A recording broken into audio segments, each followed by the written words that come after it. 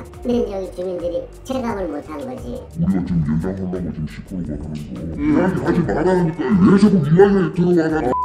공매를 정리하기 위해서 이것저것 보고 있는 중이라서 어떻게 될지는 아직 모르겠어요. 그것 때문에 답을 드릴 수가 없어요.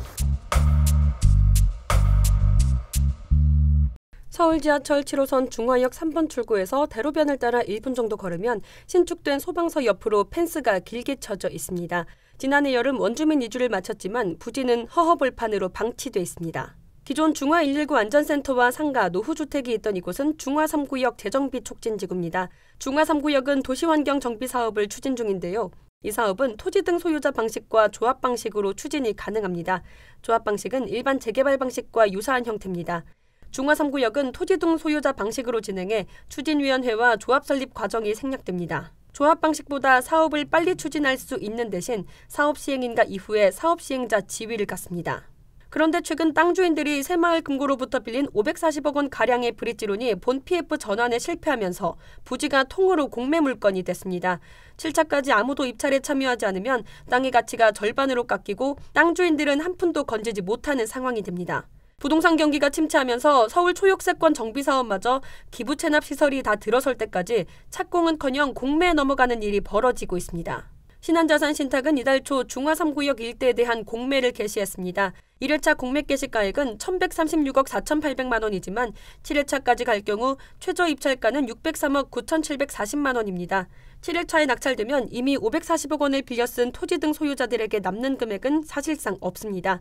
대주단 측에서 브릿지론의 이자를 납부하면 본 PF를 고려해본다는 의견을 제시한 것으로 알려졌지만 이자를 마련하는 것도 쉽지 않습니다. 취재진이 중화 3구역 관계자를 만나서 현 상황에 대해 질의하자 고성이 나오기도 했습니다. 안당자 없으니까 가실까? 왜 들어와요 너무 사무실에. 우리가 지금 연장하려고 지금 시끄러워 하는 거 이야기하지 말라니까 왜 자꾸 이야기에 들어와가. 중화 3구역은 2006년 지정된 중화 재정비 촉진지구에서 1구역과 함께 유일하게 살아남은 곳입니다. 다른 사업지는 주민 반대 등 여러 문제로 인해 사업이 중단됐고 2023년 7월 완전히 구역 해제 절차를 밟은 뒤 모아타운 등 다른 재개발 사업을 준비하고 있습니다. 1구역은 1,055가구 리버센 SK뷰 롯데캐슬이 들어섭니다. 2025년 11월 입주 예정입니다. 지난달 전용 84제곱미터 분양권이 10억 5,895만 원에 거래됐습니다. 중화 3구역은 2020년 관리 처분을 받은 뒤 이주에 돌입하면서 중화 1구역의 뒤를 이을 것으로 기대됐습니다. 전용 42제곱미터부터 84제곱미터로 구성된 최고 26층 아파트 2개 동 176가구와 오피스텔 1개 동 119개 호실이 들어설 예정이었습니다. 그러나 중화 3구역 시공을 맡았던 라온건설은 건설자재 비용이 올랐다며 사업 초기 3.3제곱미터당 540만 원으로 책정했던 공사비를 인상해야 한다고 했고 조합 역할을 하는 토지 등 소유자와 협의점을 찾지 못하면서 결국 지난해 시공권을 반납했습니다.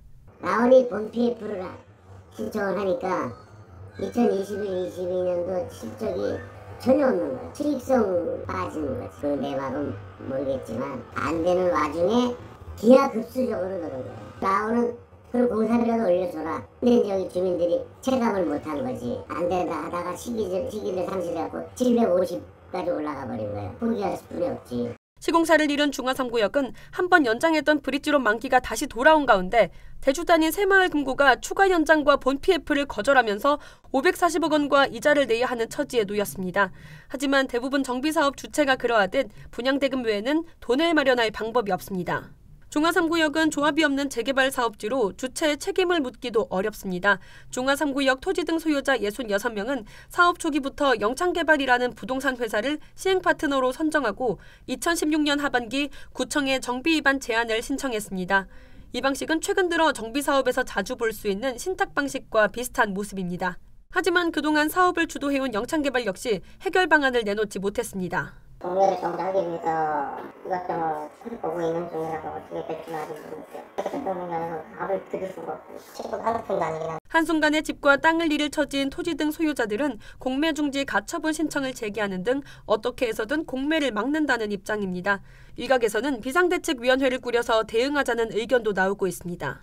시장에서는 공매 낙찰이 쉽지 않을 것으로 전망되면서 사업이 당분간 지연될 것으로 예상합니다. 그간 투입된 사업비가 적지 않은 상황에서 공매 대상에는 지난해 신축한 중화 119 안전센터 부지까지 포함돼 사업성이 낮기 때문입니다. 신축 소방서를 제외하고 개발을 고려해야 하는데요. PF 업계에서는 서울 역세권 부지의 재개발 사업장마저도 본 PF 전환에 실패할 정도로 부동산 경기가 심각하다고 밝혔습니다. 분양가를 높게 받을 수 있는 사업장은 몰라도 시장이 침체하면서 미분양이 예상되는 곳은 사업 추진이 어려울 수밖에 없다는 겁니다.